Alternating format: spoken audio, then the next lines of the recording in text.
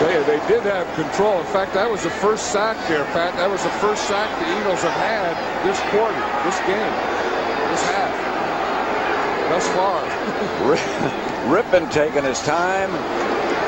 Gets off to Biner, and it looks as if the Redskins will just be content to run things out and head for the locker room.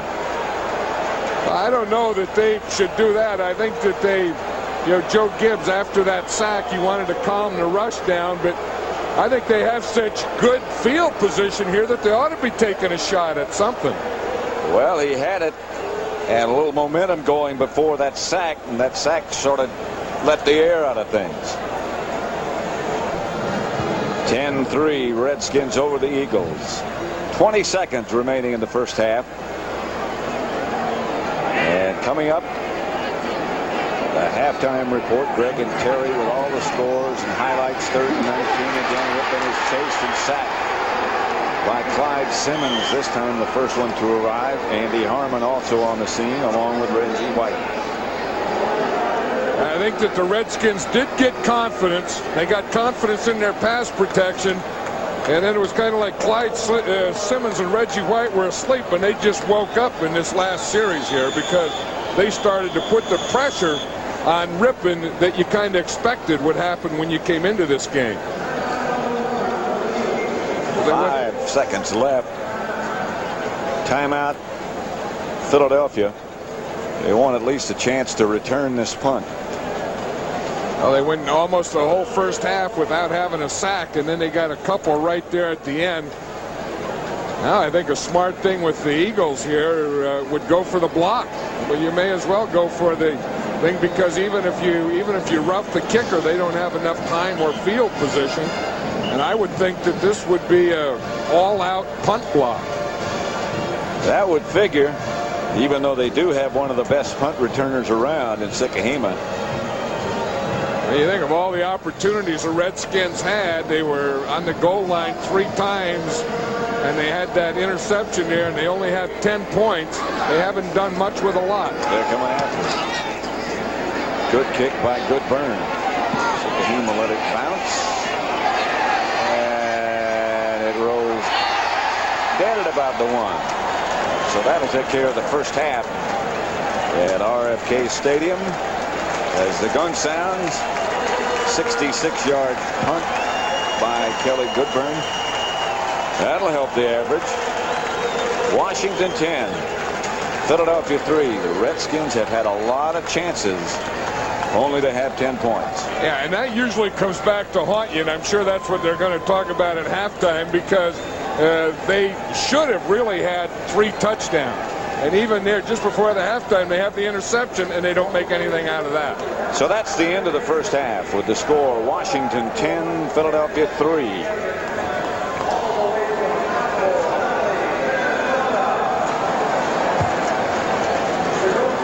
Beautiful day at RFK Stadium in Washington. The Redskins on top 10-3.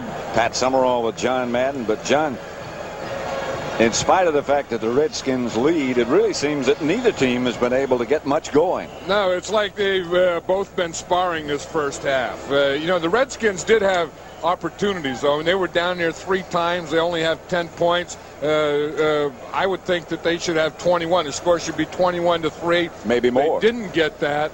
So now I think they let the Eagles, they kept the Eagles in the game. There's the Redskins' first half possessions, which sort of proves what you were talking about. It started at their own 39, and they got the touchdown, then they missed the field goal, then they finally did get a short field goal. The Eagles, on the other hand, had to punt 3 times. They got a field goal, then they got the interception right at the end of the first half.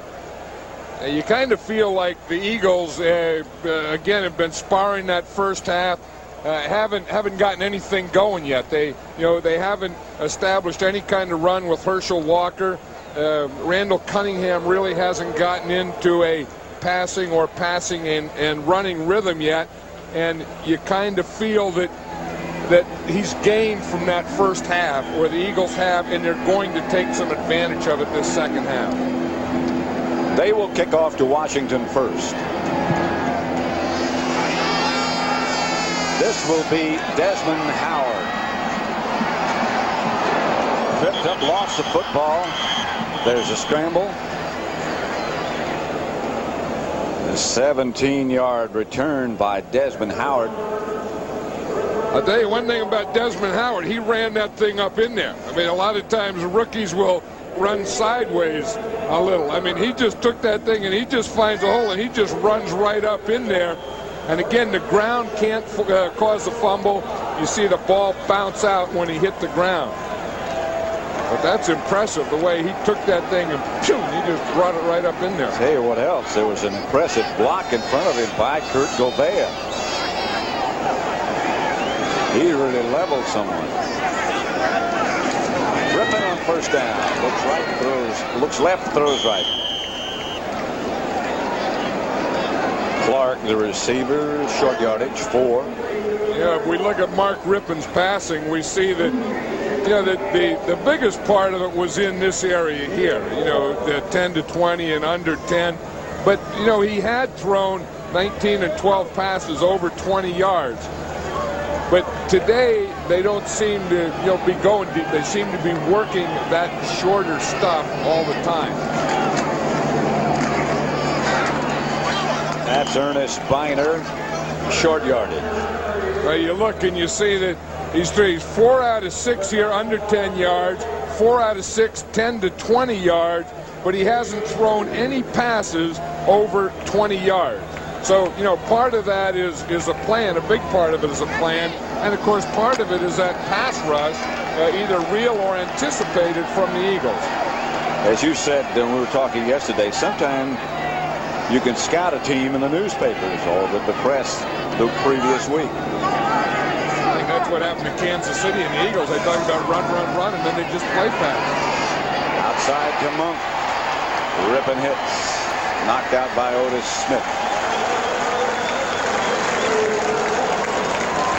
It was funny, we talked about Reggie White had 113 sacks coming into this game, more than anyone in the history since they've been keeping sack stats of any defensive lineman. Of course, Lawrence Taylor has more, but he's a linebacker, and he's never sacked Mark Rippon. One of the least mobile of the quarterbacks. Yeah, and he said he just gets rid of the ball so quick. And the other thing is, he's always doubled. I mean, he always has that big Don Warren over there, you know, where he has to fight through 2 guys. Rippon back to throw it again. This time it goes deep and it hits Clark. Gary Clark out of bounds inside the Eagle 30.